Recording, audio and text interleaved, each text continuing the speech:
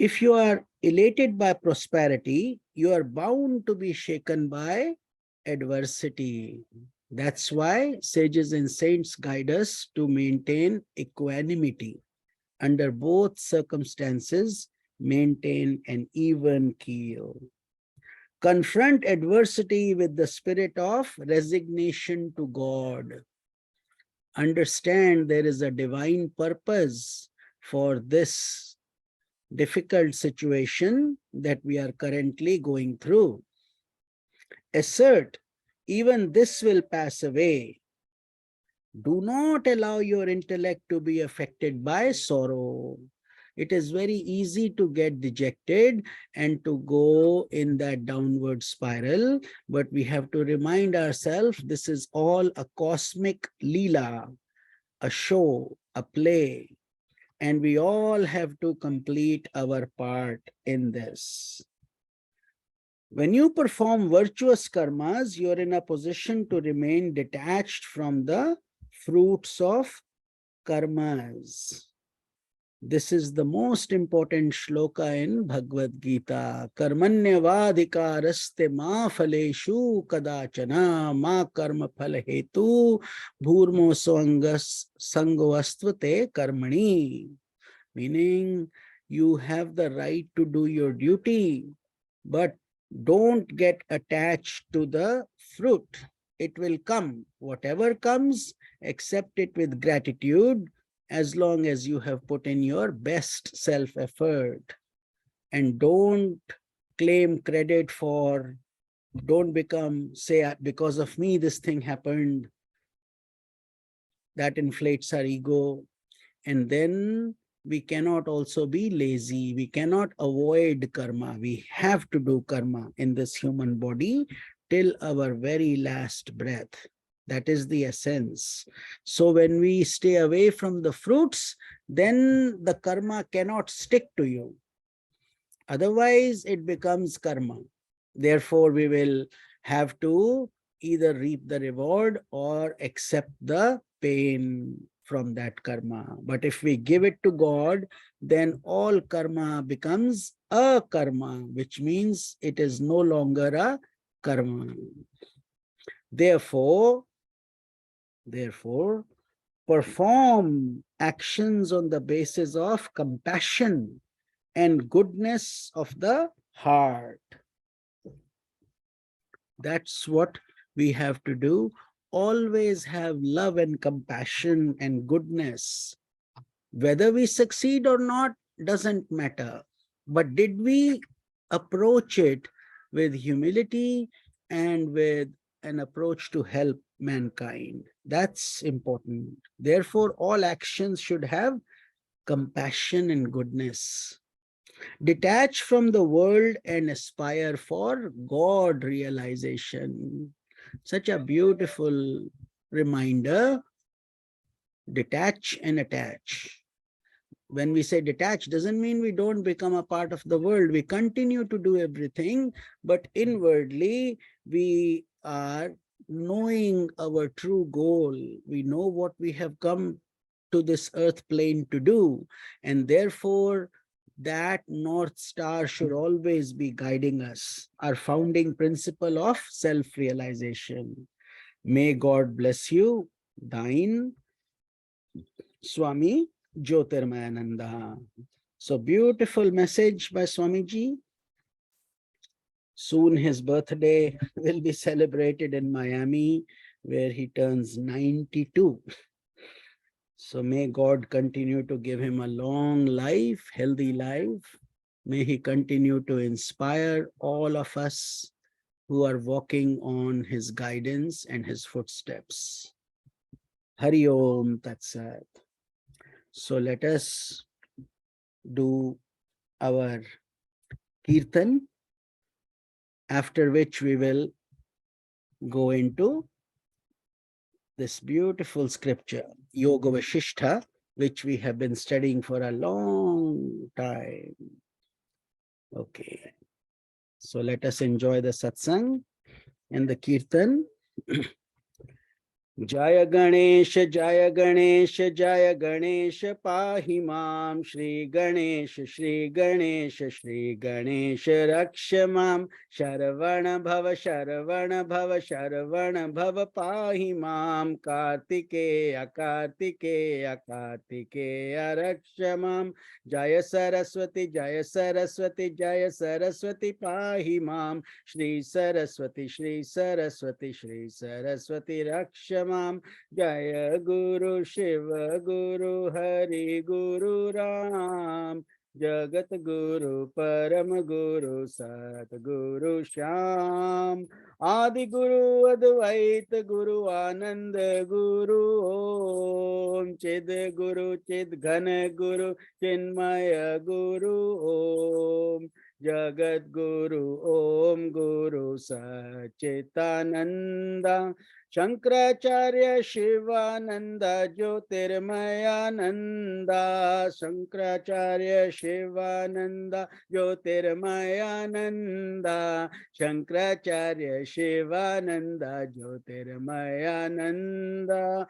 Om Namah Shivaya, Om Namah Shivaya, Om Namah Shivaya, Om Namah Shivaya, Shiva Shiva Shiva Shiva Shivaya Nama Om, Hare Hare Hare Hare Namah Shivaya, Om Namo Narayanaya, Om Namo Narayanaya, Om Namo Narayanaya, Om Namo Narayanaya, Om Namo Bhagavate Vasudevaya, Om Namo Bhagavate Ramachandraya, Hare Ram, Ram Ram, Hare Hare, Hare Krishna, Krishna Krishna, Hare Hare, Anjaneya, Anjaneya, Anjaneya, Pahi Mam,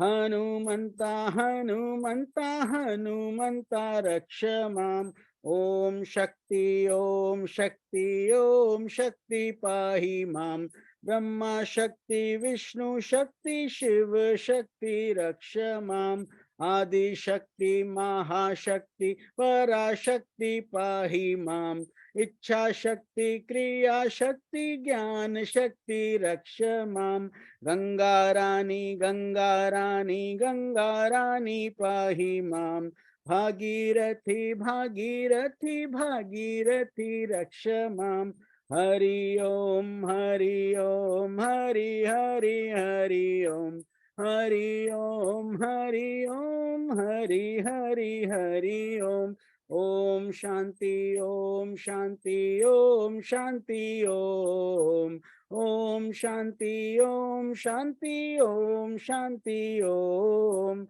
Om Shanti, Om Shanti, Om Shanti, Om. Om Shanti, Om Shanti, Om Shanti, Om. Gurur Brahma, Gurur Vishnu, Gurur Devo Maheshwaraha, Guru Sakshat Param Brahma, Tasmai Shri Guruve Namaha. Vasudeva Sutam Devam Kansa Chanuramardanam, Devaki Paramanandam, Shri Krishnam Vande Jagat Gurum, Shri Krishnam Vande Jagat Gurum, Shri Krishnam Vande Jagat Gurum. So let us continue our beautiful journey on this glorious scripture called Yoga Vashistha, Maha Ramayana. We are currently on the concluding portions called Nirvana Prakarana.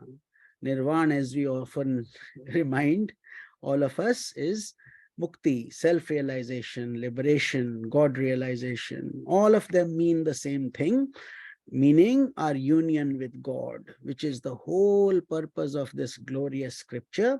And now today we will be studying section 121 to 123. We had covered the four Vipaschitas follow four different courses.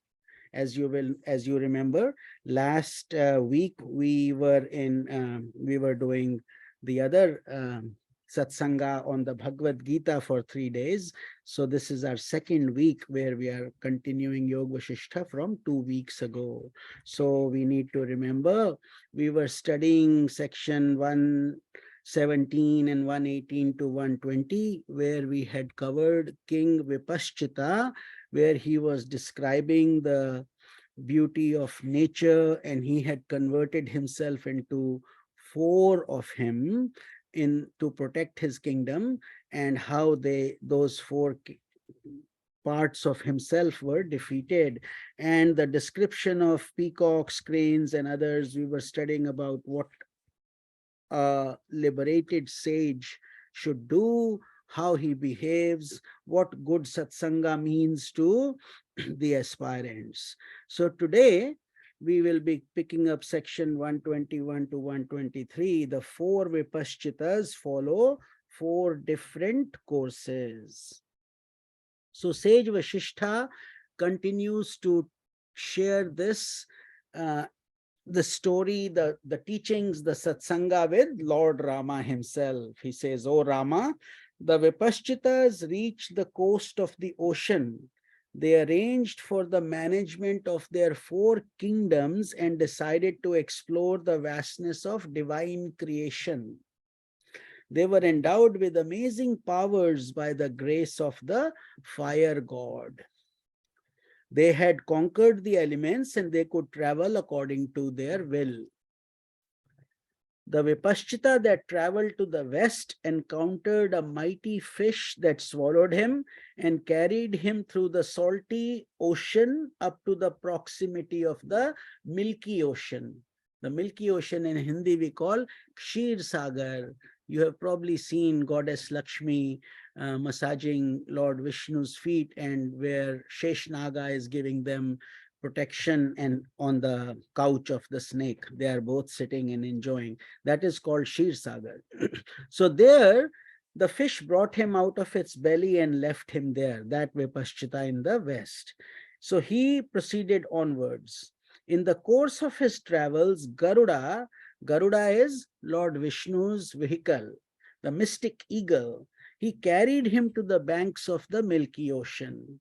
At another time, a Kinnari means a celestial being, more like heavenly nymphs, though that kind of thing. Different planes have different population, different species. So this one is called Kinnar. So attended on him for a day in an enchanting forest in the Mandrachal mountain. This is the one who went to the direction west. Then the one who traveled to the south reached an ocean of sugary sweetness, Khand Sagar. And these are all also listed in the Bhagavad Puran, Mahapuran. As you study, we have all these oceans. We have on our earth plane the water, then the milk, then the sugar, and so on. So there he came under the influence of a female spirit called Yakshini. Yakshis are the people who protect the wealth and so on, who was a great enchantress. Later, he incurred the wrath of Daksha, who by his curse reduced the king to ashes. We will later contemplate on these four parts coming out of one king. Sometimes due to our intellect, we find these things hard to believe, and therefore our mind starts going in different directions. So hold your thoughts, and we will touch upon these things. As you know, there are always more than one meaning behind what is apparently an illogical statement, or how is this possible? Nothing is impossible. The magic show that the magician does is not real, but he can cut a person into half. He can rip up your dollar bills. He can produce a, a bird out of a stone, and all these things. But it's all Maya, illusory. So therefore, this is also the effect of Maya only. So the Vipaschita who traveled to the north, remember 4 directions, so each one is going in their own direction. So the one going to the north continued onwards. He worshipped Lord Shiva and goddess Uma and received the boon of invincibility from the deities. So north is where Mount Kailash is. I was close to that place. I was in Uttarkashi last year, and Gangotri, from where the Ganga, Mother Ganga starts. And if we continued on, we would have reached Kailash, but that's more, that region comes under China now, Tibet, actually. So, encountering countless challenges, he moved over islands, continents, and chains of mountains. Then he crossed rivers and seas and came to a strange land of gold. There he incurred the wrath of a Siddha, whose curse turned him into a rock. So there is the loka, different lokas, different planes of existence is what is being shared here by Vashistha Guru. Thus he abode for 100 years. 100 years in the big time of this grand scheme is like a drop in the bucket. Finally, by the grace of his deity, the fire god, he was freed of that curse and he lived a joyous life. And then the Vipaschita who traveled to the east reached the Ganges river, Ganga river, where he encountered a mighty crocodile that wanted to devour him. However, he overpowered and killed the crocodile and was carried on by the Ganges river to the city of Kanyakubja. There in that city, the king was swallowed up by a demon.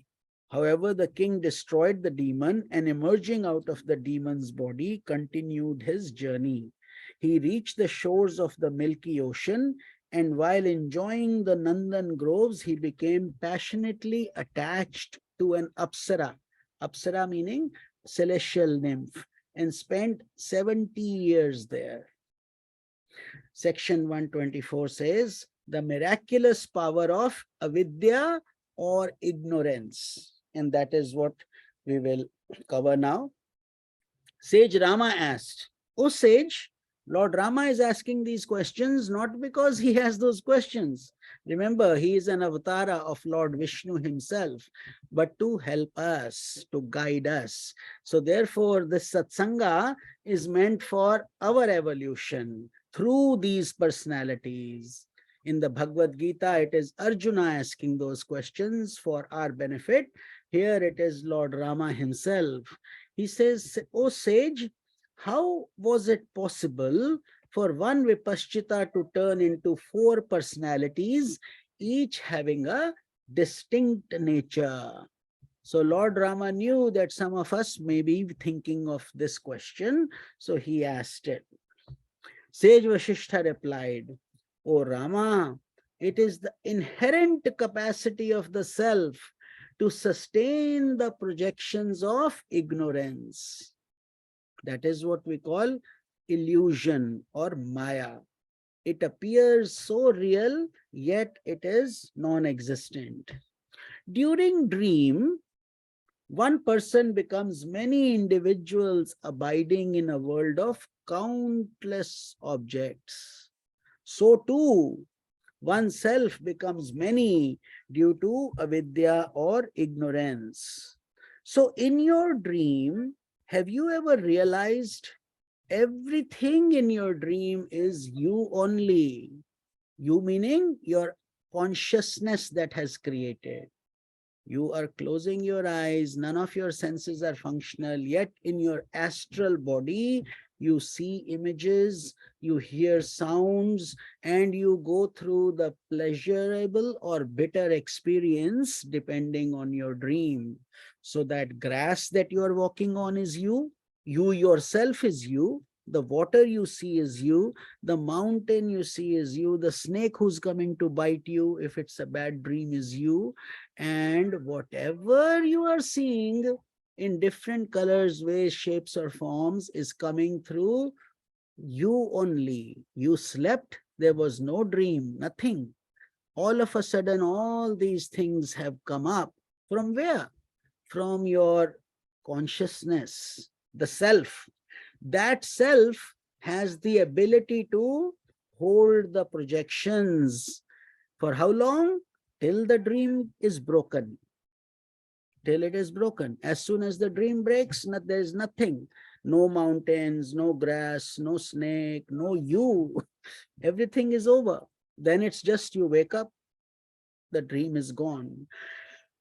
But while you are dreaming, it may last for 1 hour, it may last for longer. And here it is the Sankalpa which Lord Sage Vasistha is guiding him through one person becoming multiple. Actually going deeper, that is what God has done. Ekam sat vipra bahuda vadanti. Bhagavatam clearly guides you. First, there was no, today we have 9 billion people on earth itself. But before, there was no creation, nothing, only God and that mystic energy. So he created this illusion of multiplicity through which God's dream, Brahmaji's dream, created all this, so many names and forms and images and this, that, all that. Just like sun is only one, but sun's reflections are countless. Countless objects reflecting in a mirror do not taint the mirror, right? Mirror is always the same, but everything fits into the mirror. In the same way, countless souls driven by their desires and karmic entanglements through the illusion of time and space do not mar the placidity of consciousness. Think of yourself that is creating this whole mirage, this dream, as the sun, and all the things you are seeing as the rays of the sun in different jars of water. Therefore, different images, different experiences. The rainbow also due to the sun. The dark cloud we see is also due to the sun only. Otherwise, it would be total darkness. We would not see anything. So everything is happening like that. Much in the same way, from our consciousness emerges this whole Maya, and it stays there till we wake up, which we always have said before also in many satsangs, that our present life is also a dream, just like a delayed dream. Our short dream, we don't question. When we wake up, we don't say why or how, then we even forget about the dream. Much in the same way, when we depart from this physical body, we get up and then we say, okay, this dream has ended. All these so-called husband, wife, kids, house, things, my possessions, my clothes, my is all gone. And now I am awake and I don't see any such thing. You don't question your dream, much in the same way you don't question this, but by then you have departed from this body, so you cannot come back and share it with your friends or with your loved ones and so on. But you are fine, you have no issue with it. You are absolutely moving on, knowing this was a dream. So it is wiser to realize this while you are alive only. And that is called Jivan Mukti, like our Guruji you see behind, blessing us and giving us his Jnana Yajna. So he has achieved this while alive. That is called Jivan Mukti. Very, very few people on this planet Earth are actually self-realized. Many claim to be, but they are not. They don't know the true meaning. And so very few people actually are, and the ones that are will never ever say they are self-realized, because you cannot express it through your voice, through your eyes, through your tears, through your talking, walking. These senses are beyond this thing, this Atma, consciousness, that experience is beyond. Otherwise, we are trying to bind God into our senses. If we could explain God through our words, Shakespeare would have done it a long time ago with his beautiful poetry and the way he wrote, and so many good philosophers and poets are there. It is not possible. The best of the oratory skills fail in front of this mystic science. Science, philosophy, whatever you call it. But it's a practical thing. So eyes cannot see it. This is what Gita keeps on reminding us. Weapons cannot cut it, water cannot wet it, fire cannot burn it, and all that. What is that? That means that that is something that is beyond our concept of whatever we see, including our own body and the things we do with it. So these are the experiences of pleasure and pain are nothing but reflections in your consciousness. What is that? Reflections in consciousness means they are all part of your unconscious only. Through your vritti, through your thought waves, these things come and they go. Just like a mirror. What difference does it make to a mirror whether you put garbage in front of it or a diamond in front of it? When you do that, if you put a diamond, it will show you a diamond. If you put garbage, it will show you garbage. If you saw something nice, it will show you that. If you look pretty, you look pretty in the mirror. If you have a blemish on your nose, it will show you that also. So consciousness is much like that.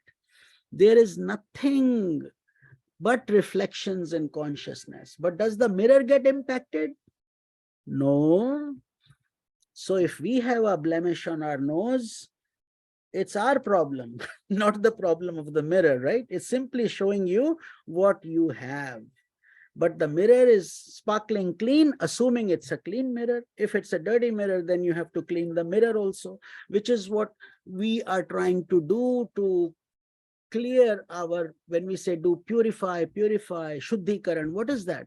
That is to try to purify our senses, mind, heart, intellect, ego, and the self is already pure. There is nothing you can do to the self. So these reflections and so on are not the self. The self is the one that is creating the reflections through your mind, through your intellect, through your body, through your experiences.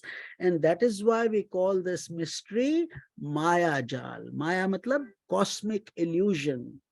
Illusion meaning something that is not real. It's here today. When you wake up, it will be gone. So the functions of the intellect reflect in pure consciousness, because from the self emerges a light. Think of the sun being your Atma, consciousness. So from that consciousness is the light that is coming through to your intellect, through your senses, through your mind. And then through all these things, we even walk, talk, eat, talk, claim credit, build big egos, proudly manage and say, I did it. It is because of that light that you can even say, I am. Without that, nothing would work. So the experience of the world are mere reflections, while pure consciousness, though giving validity to these experiences, is ever untouched by them. That is the important point to understand, that just like you are dreaming and you create so many nonsensical dreams, they don't make sense sometimes. Sometimes a dead relative comes in your dream. Sometimes, if you're lucky, a god also comes in your dream to bless you. And sometimes we have all kinds of thoughts. Sometimes your boss may also come in your dream. Not that you want to see him, but he may be there. So, but they come and go, because it's not dependent on what you want. It's what you have stored inside through your thoughts and feelings, and through your whatever you have done over your many lives. Sometimes it's not a matter of this life. It may be from a past life that that thought wave comes. These dreams are like waves in the ocean, you see. Waves will continue. But the ocean itself is not affected by the waves. It doesn't even care. The waves are going on and on. So much in the same way, the self is there, and through it, we are going through these experiences we call as good and bad. ये हमारा फिर अनुभव हो जाता है, हम बोलते हैं ये अच्छा है, ये बुरा है, ये ठीक है, ये नहीं. बट जब तक आप माया में रहेंगे तब तक आप इससे लिप्त रहेंगे. Till you are under the influence of Maya or illusion, till then we will have to struggle, because we are pretending as if it is real, whereas in reality it's not that. So if multiplicity is negated by the enlightened mind, then there is nothing but non-duality, which is what enlightenment looks like. There you see everything as one entity. You call it Brahman, you call it God, you call it Ishwar, you call it whatever name, energy, divine energy. But in the end, it's basically all the sun's reflections. If the sun is setting, all the rays will go back into it. Not even one ray will be left behind, isn't it? Everything goes right back, and the ray is nothing but the sun, isn't it? So that's what this mystery is.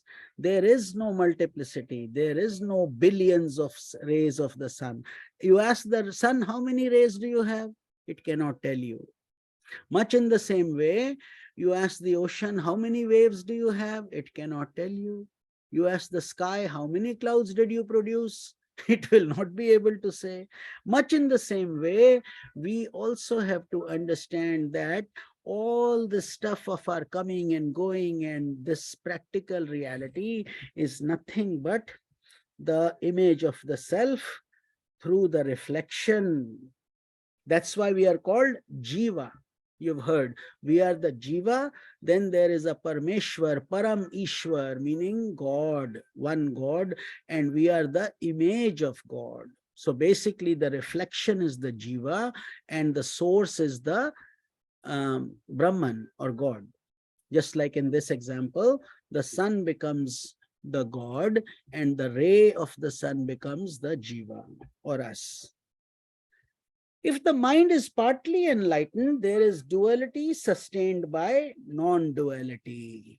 Partly enlightened means that you are not yet fully enlightened, which means that you cannot see the self in its entirety, but you do feel it, you do find peace and comfort when you are in sattva, when you are in those moments of transcendental meditation. You are a serious aspirant and you are progressing on that path. When you are progressing on that path, you are in between, in transit, so to speak. If you are a sincere aspirant, curiosity mongers don't count, because they will be here and there and all that. They are not serious. But serious aspirants who are willing to make this the core mission of their life, to touch God, to find the Atma, consciousness, and they will attain this in stages. It doesn't happen like this, that all of a sudden it's dark and then one day you come out enlightened. It doesn't work like that. It has to be a progressive movement. Just like you don't go from kindergarten to 12th grade in 1 year. It will take a long time, 12 years. Each year you have to pass, then go to the next level. Much in the same way, the soul, Atma, Jiva has to purify itself. How long will it take for purification? That depends on how much dirt we have. If it's very little, there are some souls who come and they are born enlightened. Few of them actually are born. They're born and then they're already enlightened, because that was the last karma that was left for them. And then there are others who may have 1,000,000 births from now. But everybody has to get enlightened sooner or later. Nature has to push you. Just like if you get pregnant, something has to happen inside. Either you deliver or you have a miscarriage or something. But now that you have a baby, something will happen to it.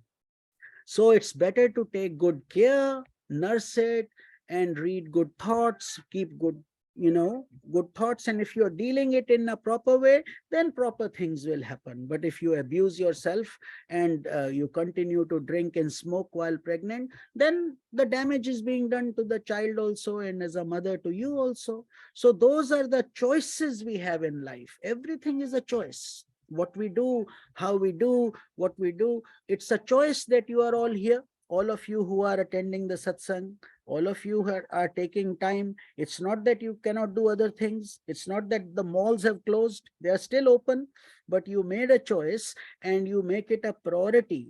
So therefore, for each of us, satsanga and connecting to God and walking on this path is a personal choice.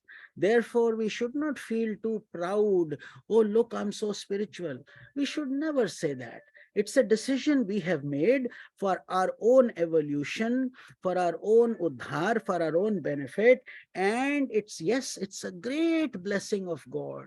So therefore, give the credit to the Guru, to God, to the energy, to the consciousness within you, to have guided you.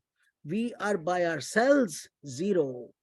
A million zeros times any number multiplied, answer will always be a zero. So we should always be humble enough to realize that we cannot do it by ourselves. This is a difficult path. For small, small things, we need teachers to show us the way. On this path that nobody has seen, the need for a true guru becomes even more critical, because at that point, it's the guru who will guide and help. And guru is not the physical body of an individual. It's the divine energy. The physical body is the tool through which that energy, that wisdom is dispensed, so to speak. And the guru is always, that's why in Sanatana Dharma they say, always have a sampradaya, have a chain. So the guru to guru to guru to guru to Shankaracharya ji, all the way through to Narayan Bhagwan, to the source.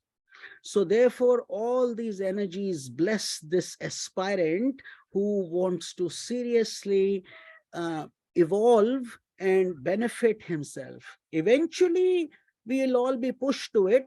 But the question is, in a human body, in this human body, we are extremely blessed because we have intellect, buddhi hai, ज्ञान है, शक्ति है, तो हम कुछ भी कर सकते हैं अपनी मेहनत से, because this faculty of a good intellect and dispassion and our ability to work, other species don't have this evolution that we do.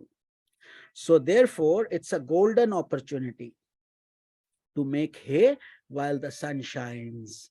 Like when it's raining, a good farmer uses that opportunity. If he sleeps, he will miss that opportunity. But if he puts the seeds and it's very easy for him to till the land when the land is fertile. When there is a lot of rain coming in, then his work becomes easy also. Much in the same way, in this human body, we have a perfect opportunity to expedite our spiritual progress. And if we are sincere, like Swamiji says, get enlightened in this very life. But enlightenment is not an individual project. We cannot say, let me get enlightened, I don't care about others. It's okay, whether they do or not, it's up to them. No, if you think like that, we will never get enlightened, because it's not a selfish project. It's a project to take everybody together. All of us. There is no two, there is no million, no billion, no trillion, quintillion. All these are the power of illusion or maya. In the end, it's just you and God. And when you merge into God, there is no you.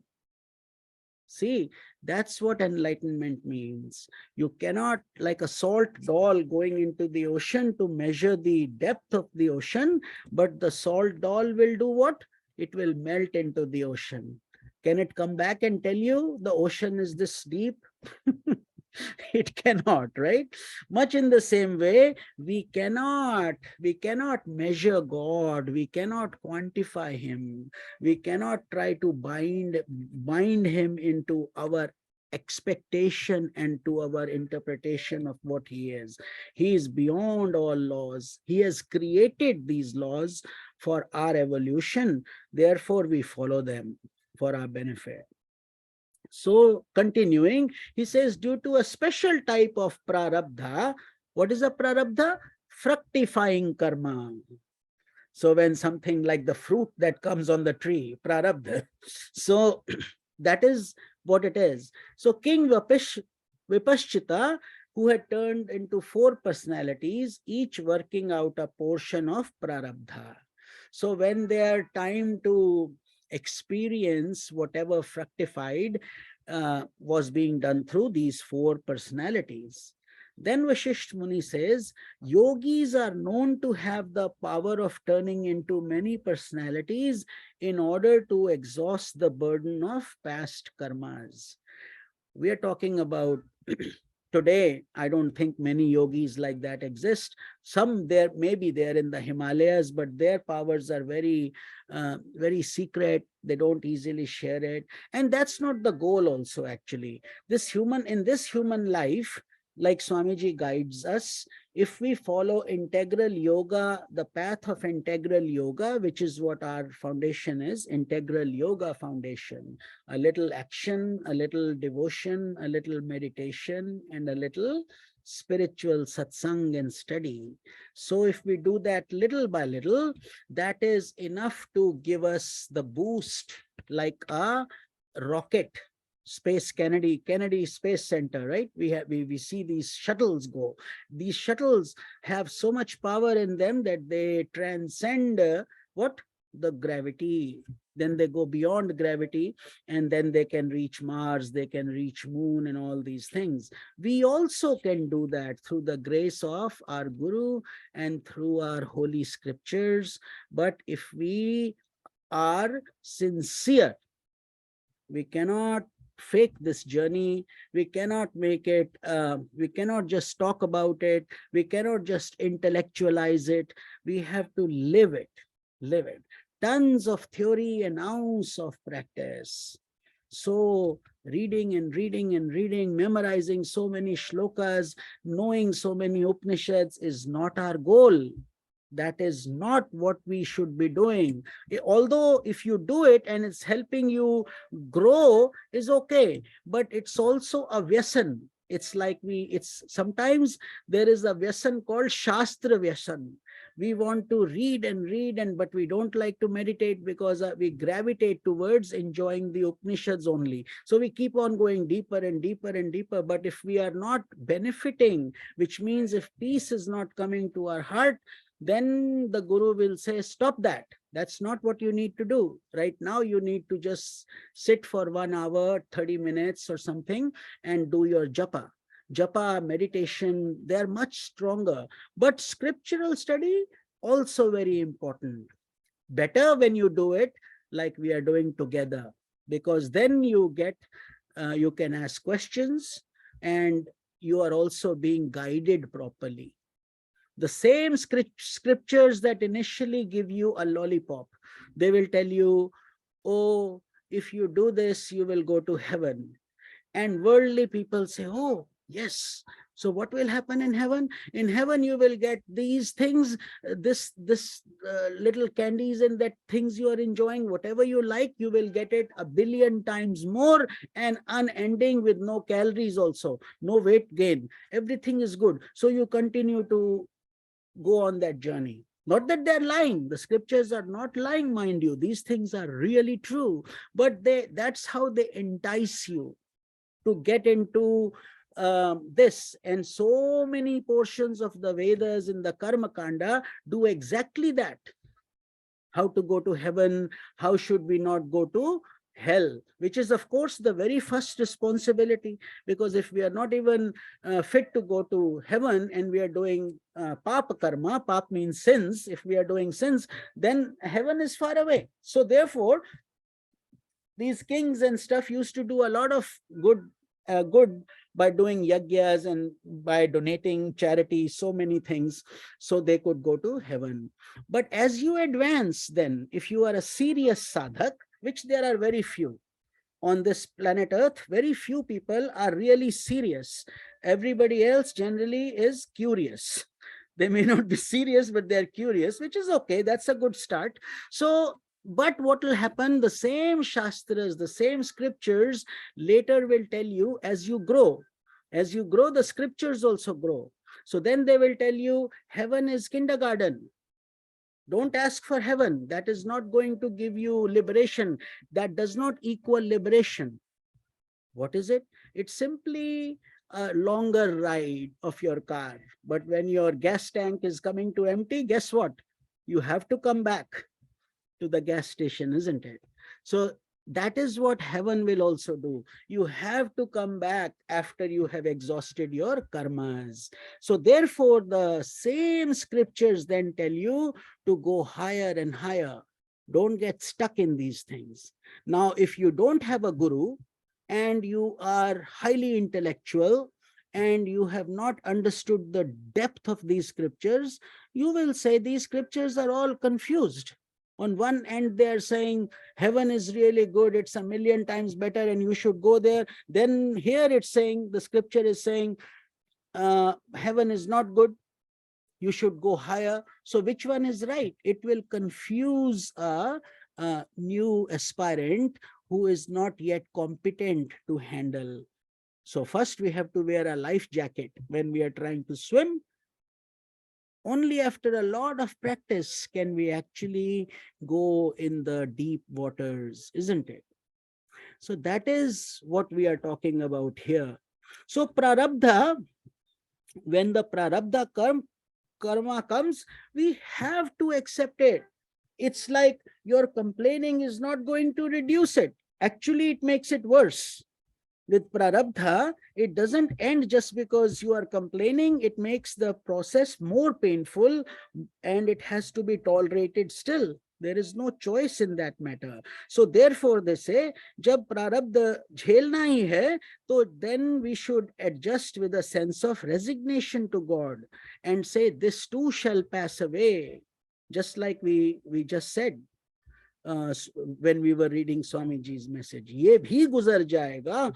The good comes and leaves us, the bad comes and leaves us also, and eventually the body also leaves us. That is the truth. So therefore, no need to grieve. Why should we grieve over something that is already predetermined? Nobody knows when, but this is why make hay while the sun shines. So King Vipashchita, however, was not an enlightened yogi. See, he was not a muktatma. You can be a king, you can be very affluent, you can have so many good qualities, but enlightenment is a gift from God and from your many, many lifetimes of effort. Doesn't happen overnight. So all of you who are connected and who are sincere aspirants and are working on it, on this path, you have been working on this for a long time. And the blessings of God are there on each of you. That is why week after week, month after month, year after year, we are dedicated on this path. But we should always be humble. All it takes is one avalanche in a mountain to destroy the whole thing. So therefore, it's a razor edge path. So humility and compassion, love for others is required. So in this case, King Vipashchita, therefore his four personalities, while exhausting portions of prarabdha, began to gather new karmas. See, that was the problem that was made in this situation, that he could have, if he was an advanced yogi, he could have used that opportunity by doing good deeds and not getting attached to his actions, and thereby he could have attained enlightenment much faster by exhausting it. But he did not. He rather started doing new things by getting enchanted by the apsaras, the celestial nymphs, or by the worldly pleasures. What was in Christianity they say? Don't eat the apple. Didn't God say that? And what did Adam and Eve decide to do? Oh, forget about him. Let's eat it anyway. So whenever we make our own decisions, we will make some foolish actions will come out of it, which will create karma, and then we have to suffer as a result. So in this case, each of the four Vipaschitas followed his own course of adventures and experiences on the vast realm of ignorance, much like your dream. Okay, another thing also I think it's important for us to mention here, because many of you, if you are sincere souls, serious aspirants, and tests are not coming to you, know for sure that something is wrong.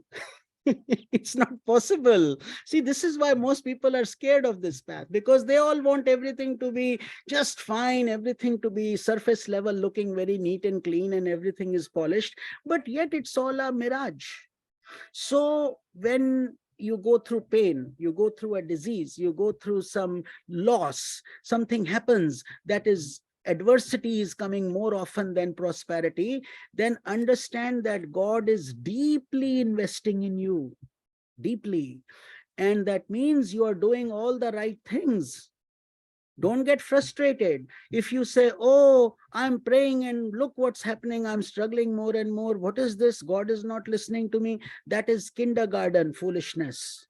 If you are a serious aspirant, you would understand that now you are the chosen one. Therefore, you have to be putting in more effort. Just like when you decide to study for a PhD, or you want to be a doctor, or you want to be an engineer, then you have to take your focus in that direction, and everything else takes a backseat. If you like playing, you cannot play because you have to prepare for your studies. And much in the same way, when you're on this path and God is giving you those opportunities, he is doing it out of compassion. God doesn't enjoy in giving us pain, mind you. He does not. But he also knows that the child has to, just like a mother takes her child to get vaccinated, to get a surgery done if needed, and all that. Just like that, God also is pushing us to that path, because he wants us to cleanse ourselves, purify ourselves, and to exhaust our karmas. God cannot, there is no partiality in God. A lot of times we think, oh, a lot of times even people say that about gurus. Oh, this guru, he favors the student more than others. And many times even in Gurukul system in the past, these things used to go on. But the guru never does that. He's always impartial, loving, compassionate.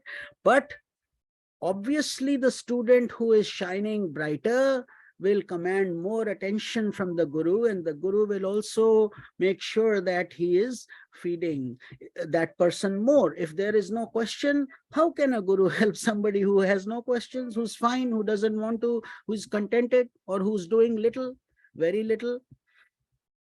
So, but there is no such thing. Knowledge belongs to everybody, and everybody is entitled to it according to their own journey. But on the holy path, very few people actually get to understand it and understand the depth. Kunti was one. Kunti was, their Lord Krishna's Bua. She was his aunt.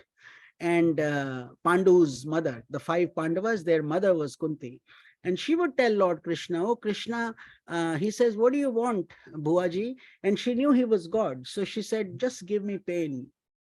Because whenever you give me pain, I have seen during my difficult time, you're always there with me, always help me, guide me. But whenever times are good, I don't see you around at all. So please continue. Nobody, we will never say ask for more pain, because there is enough pain in the world as it is.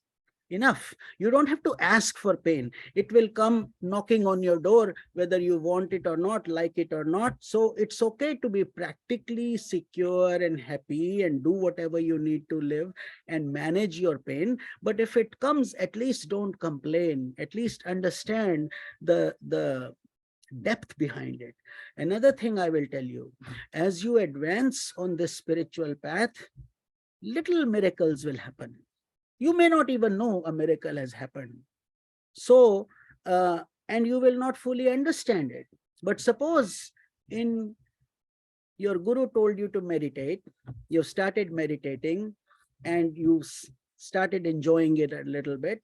And then that very week at night you slept and you had a very bad dream. What was the bad dream? You broke your leg.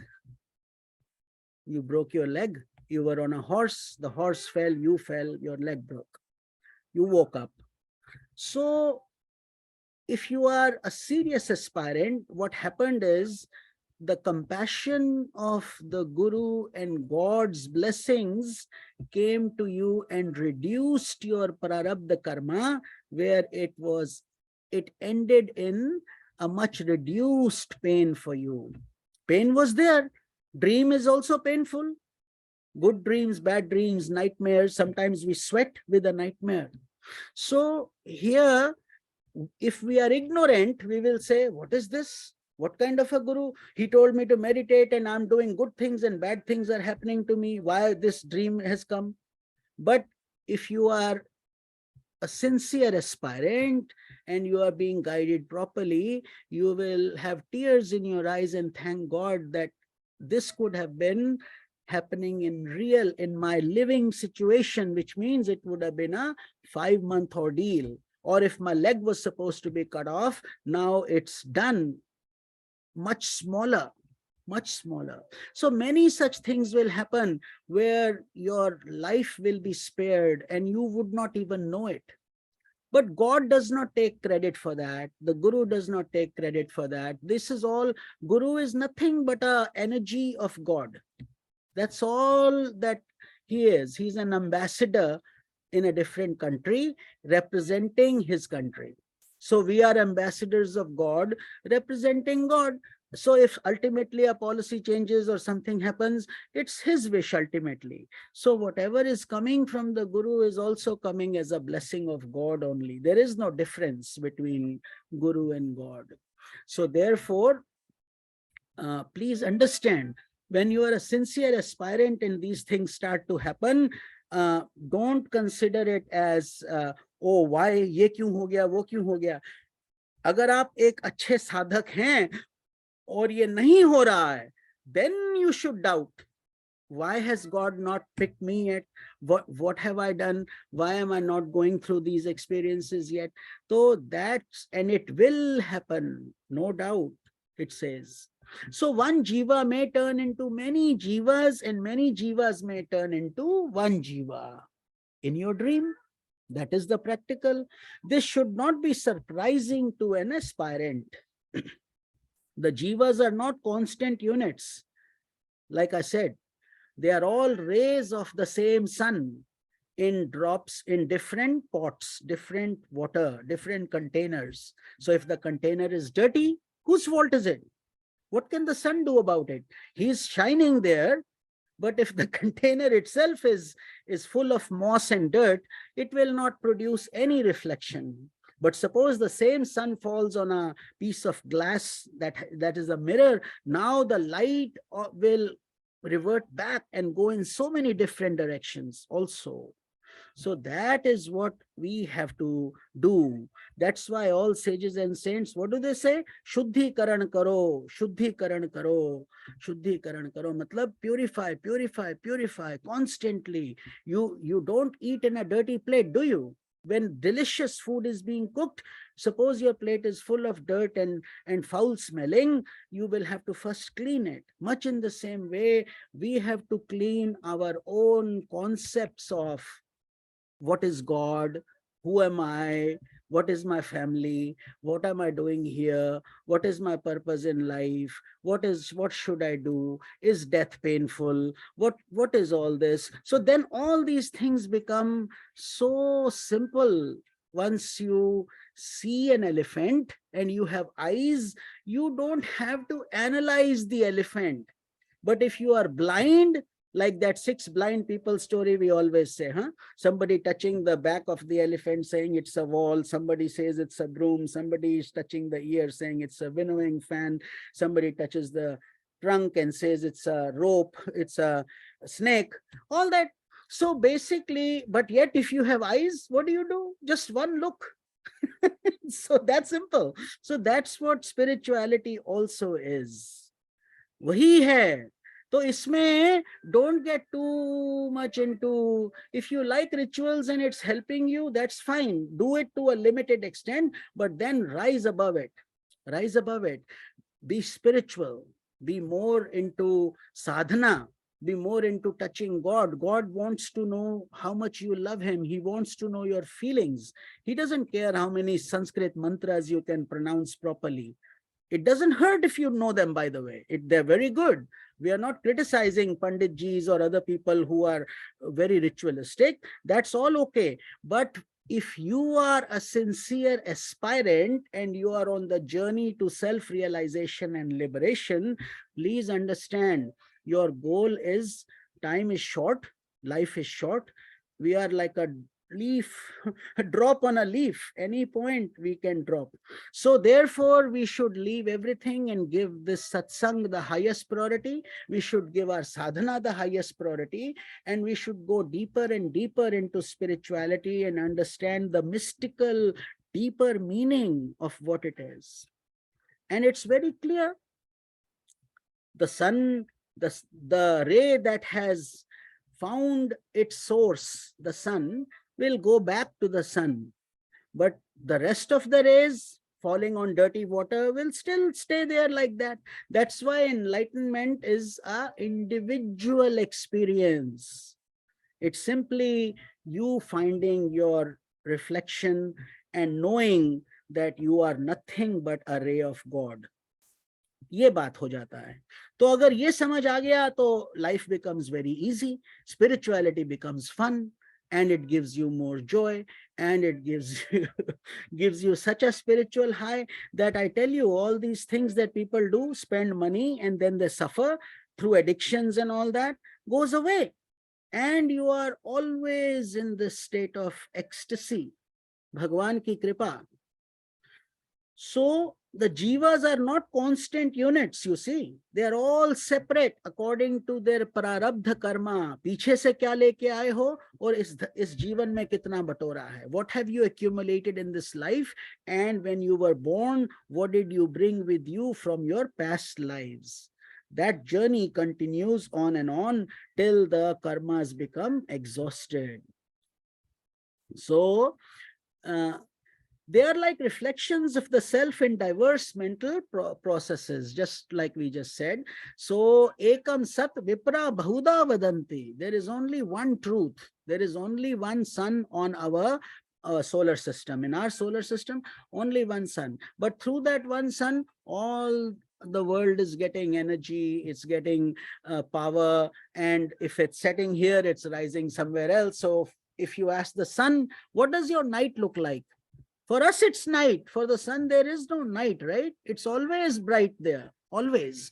So we experience day and night. We experience the changes. We experience happiness and unhappiness, etc.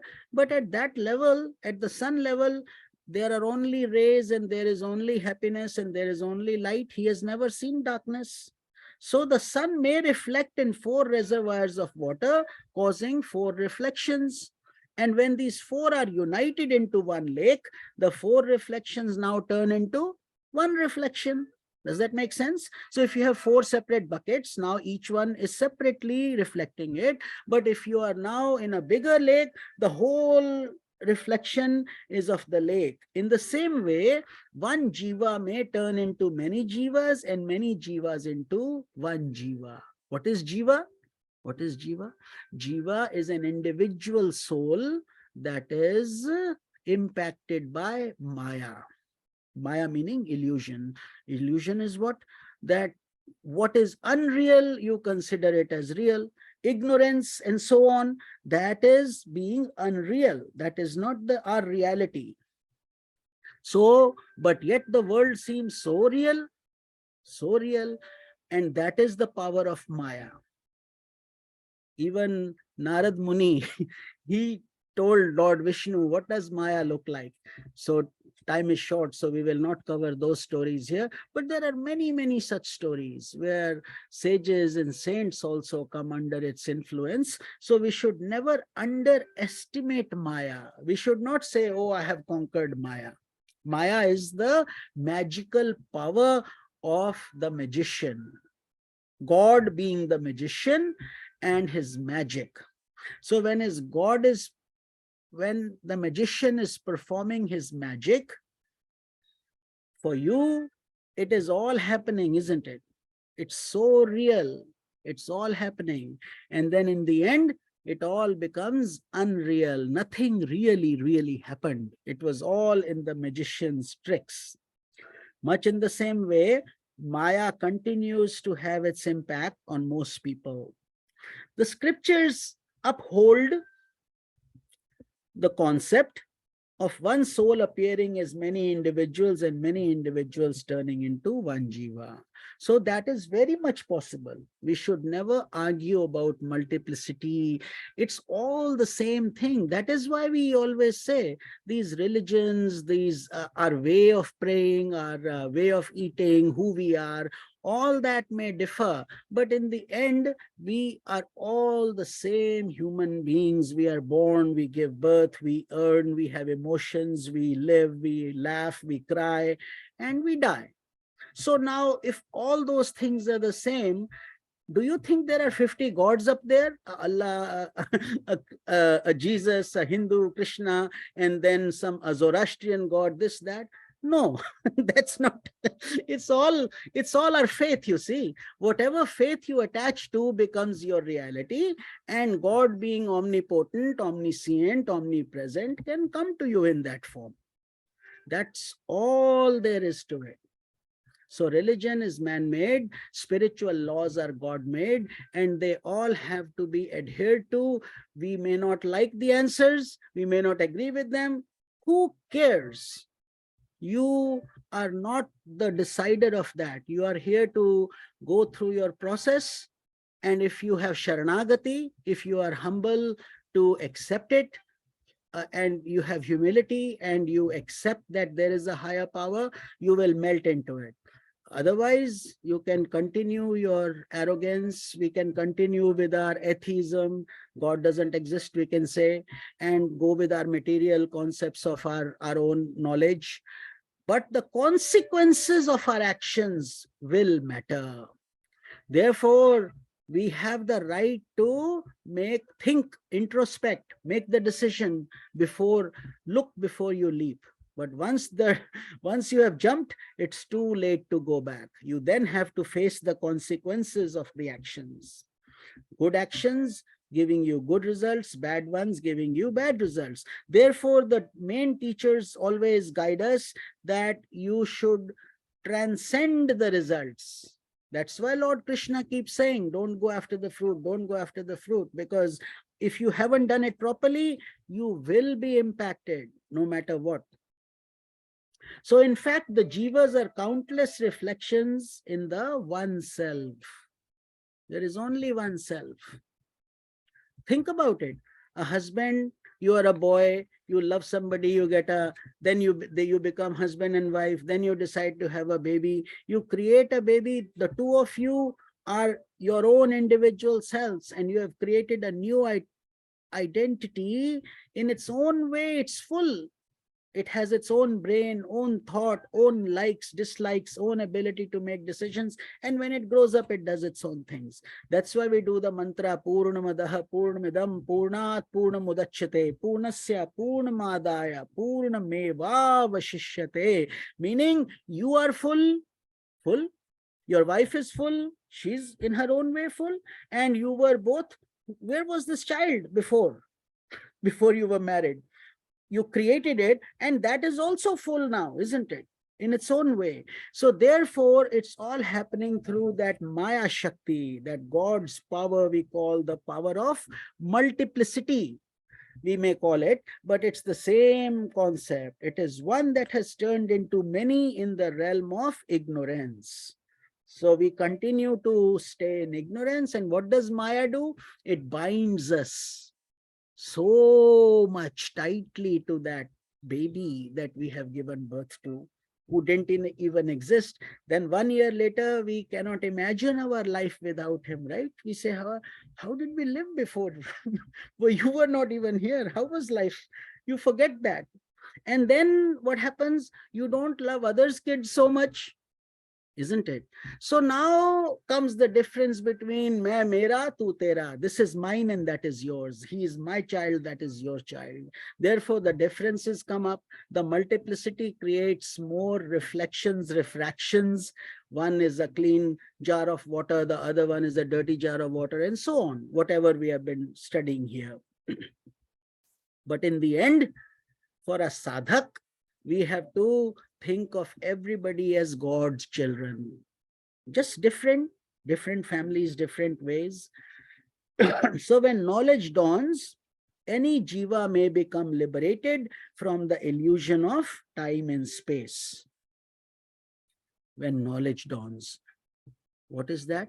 When wisdom dawns, when knowledge has to convert into wisdom, spiritual knowledge, knowledge of not reading books, not just doing bhakti. It's a combination of all those things. And then the blessings of the Guru Kripa. If Guru withdraws the Kripa, and then a person is done, finished, nothing happens. But if you are sincere, and that's why, every day we think of our Guruji, and we feel so blessed. We must have known him in many lives, that he's been guiding us, and now we are spreading this wisdom through all of you. So maybe there was some past relation with us also. Nothing happens by chance in this universe. There is a deep mystery.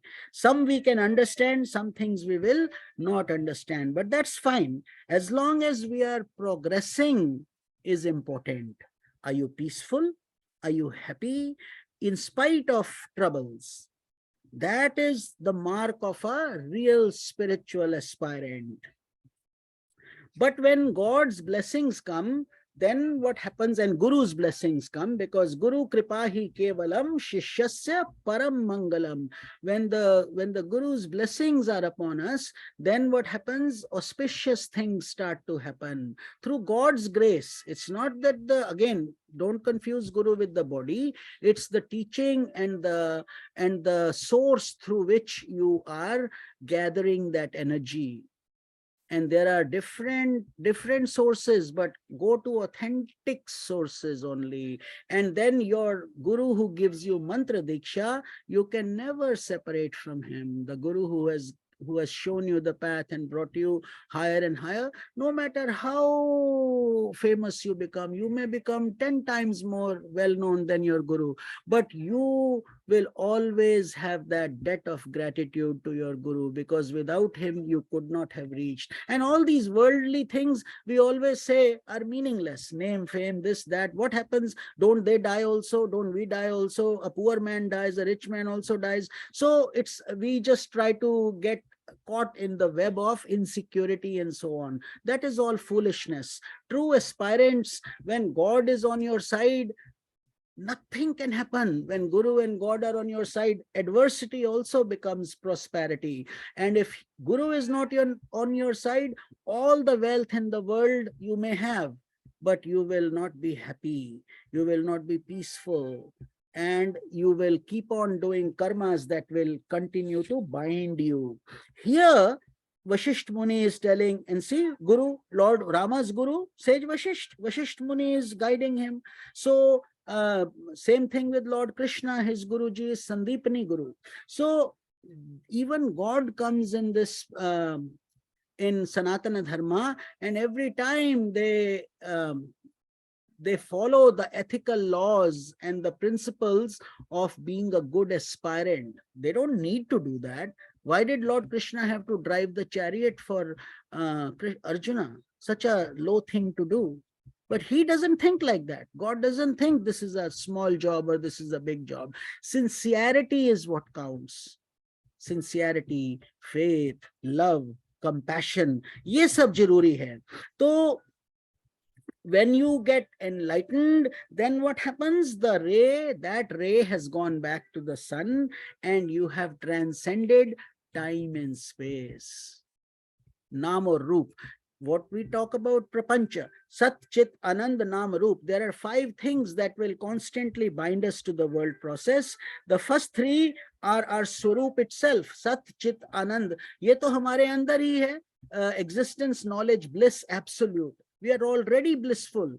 We don't need to create bliss, but due to the impurities, we don't feel it because we have created, he said this, she said this, he got this, he did this to me. And therefore we are creating all these dust particles that are not helping us see the light that is shining within.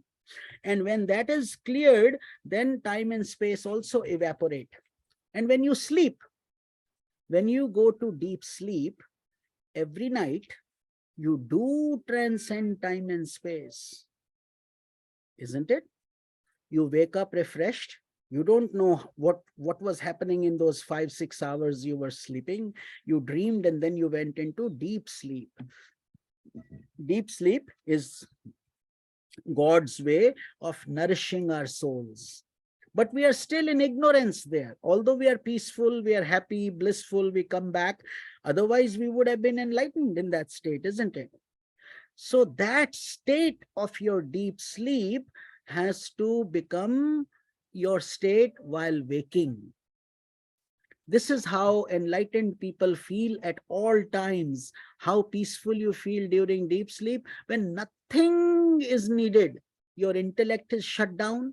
Your mind is shut down, your senses are shut down, there is no time, there is no space, and there is total bliss, deep sleep.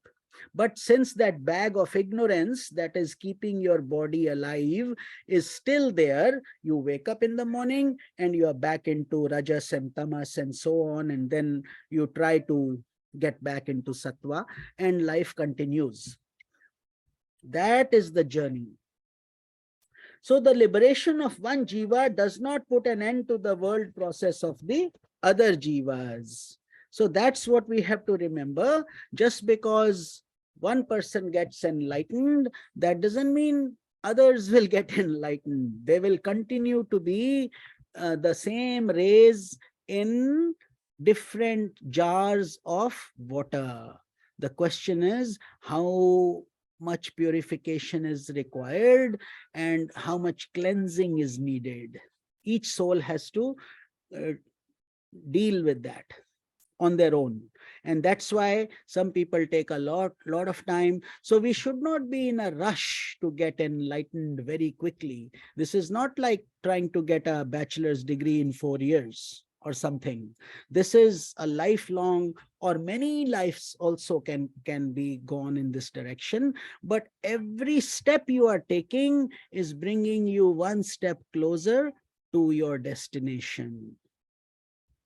Does that make sense? Suppose the river comes from Himalayas, from the glacier, Gangama, and then it eventually goes into the ocean and merges into the ocean.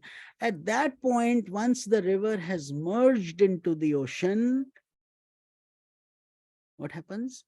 It loses its own identity, right? You cannot say this is Ganga, this is the ocean. To some extent, for a few feet, you can see even the colors different, but then they all become one homogeneous body of water. So this is how enlightened sages and saints become. They become one with the ocean. And once you have become the ocean, can you say I am a river? No, you are no longer a river. You were a river while you were on your journey to meet the ocean. So that is what we have to understand. So we are sadhaks while we are going on that path. We are all aspirants.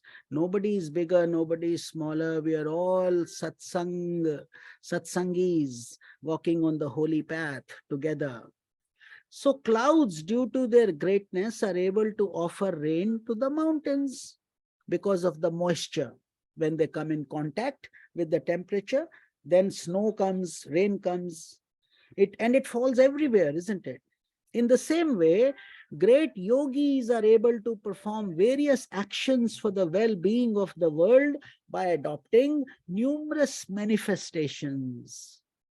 So that is why so many yogis are just sitting in the Himalayas. They are not even preaching to anybody or giving these Facebook lectures, but their vibrations are creating bliss, happiness, and peace around many places around. And then there are yogis or gurus like our Guruji, who all his life has given tirelessly, and we are trying to do tirelessly through, so that even if one soul can find some peace, some benefit, then our practice on this path is of some use, some benefit to somebody. We are doing it anyway, so if we know the answer and somebody else also benefits. So different yogis do it differently, and each of them is all fine in God's plan, God's big plan.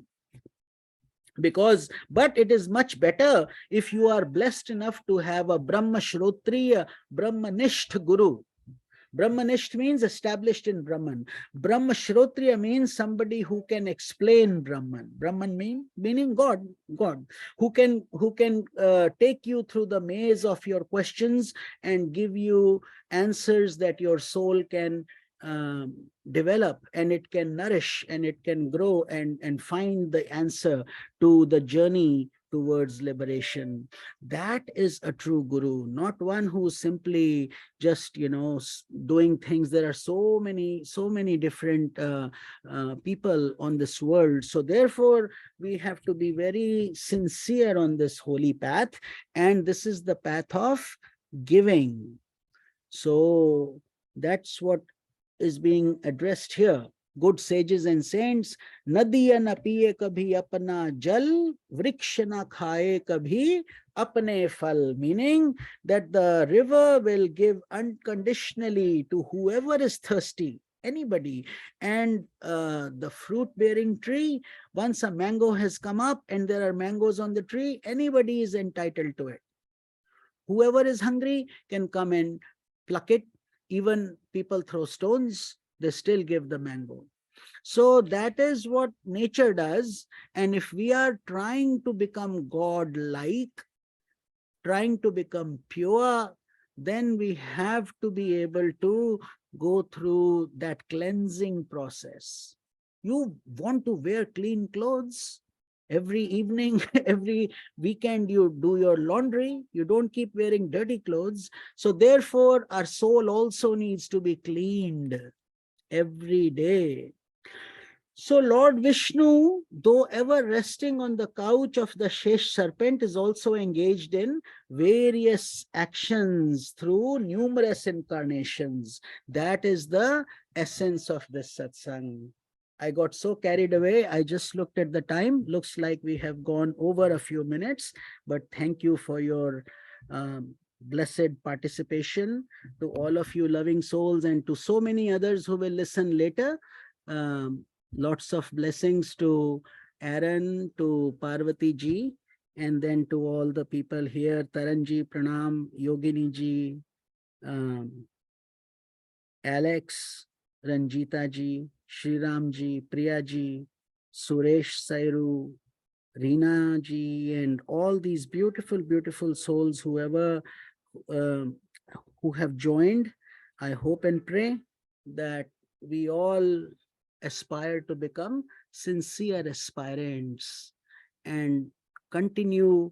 May this satsang give you bliss, happiness, joy, and may we continue on this holy journey under the guidance of our enlightened master, Swami Jyotirmayananji Maharaj. As I said, he'll be 92 on February 2, 2023. February 3rd, I think, is his birthday. Sorry, I said February 2, February 3rd. And so may his blessings be also upon each of you, and may we all continue to live in bliss, happiness, and continue this journey. Hari Om Tat Sat. So let's do our arti together and then we will conclude the satsang. Om Shanti, Shanti, Shanti. Hari Om Tat Sat.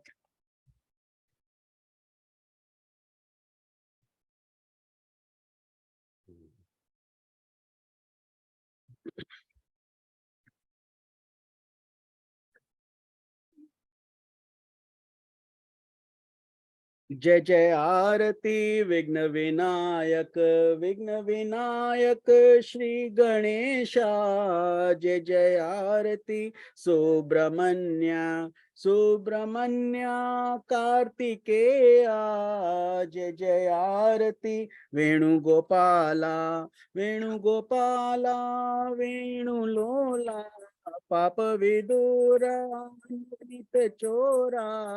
जय जय आरती वेंकटरमणा, वेंकटरमणा संकट हरणा। सीतारामा राधे श्यामा। जय जय आरती गौरी मनोहर, गौरी मनोहर भवानी शंकर। सांबा सदा शिव उमा महेश्वर। जय जय आरती राज राजेश्वरी, राज राजेश्वरी त्रिपुर सुंदरी। महाकाली, महालक्ष्मी, महासरस्वती, महाशक्ति। जय जय आरती आंजनेया, आंजनेया हनुमंता। जय जय आरती दत्तात्रेया, दत्तात्रेया त्रिमूर्ति अवतारा। जय जय आरती शैनेश्वराया, शैनेश्वराया भास्कराया। जय जय आरती सद्गुरुनाथा, सद्गुरुनाथा शिवानंदा। सद्गुरुनाथा ज्योतिर्मयानंदा। सद्गुरुनाथा साई बाबा। जय जय आरती विघ्न विनायक। न तत्र सूर्यो भाति न चंद्र तारकम। नेमा विद्यतो भाति कुतोऽयम् अग्निः। तमेव भान्तमनुभाति सर्वं तस्य भासा सर्वमिदं विभाति। ओम शांति शांति शांति। ओम करचरणकृतं वा कायजं कर्मजं वा श्रवणनयनजं वा मानसं वापराधं विहितं विहितं वा सर्वमेतत्क्षमस्व। जय जय करुणाब्धे श्री महादेव शंभो। जय जय करुणाब्धे श्री महादेव शंभो। जय जय करुणाब्धे श्री महादेव शंभो। समस्त लोका सुखिनो भवन्तु। ओम शांति शांति शांति। ओम ब्रह्मर्पणं ब्रह्महविर् ब्रह्मग्नौ ब्रह्मणाहुतं ब्रह्मैव तेन गन्तव्यं ब्रह्म कर्म समाधिनः। अहं वैश्वानरो भूत्वा प्राणिनां देहमाश्रितः प्राण अपान समायुक्ता पचामन्यं चतुर्विधं। हरिः ओम तत्सत् ब्रह्मर्पणमस्तु। समस्त लोकाः सुखिनो भवन्तु।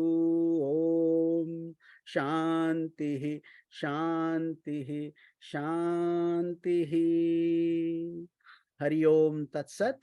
So with this we conclude our satsang for today. May all of you be eternally blessed with happiness, good health, prosperity, bhakti, shakti, mukti.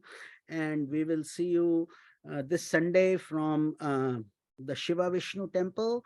And then for the next 2 to 3 weeks, we will keep you posted. There will be no Sunday satsang. We will probably have next week's Friday satsang. And after that, I'm heading to 2 weeks trip to Virginia and then to Miami. So maybe we will see how the satsang goes. Maybe we'll just take a little bit of break in between. I will let you know. But for this Sunday, 10:30, we will still be on from Stockton, Shiva Vishnu Mandir. So we will do Bhagavad Gita from there. Hari Om Tat Sat, Om Shanti, Shanti, Shanti. Divine blessings to all of you. Hari Om Tat Sat.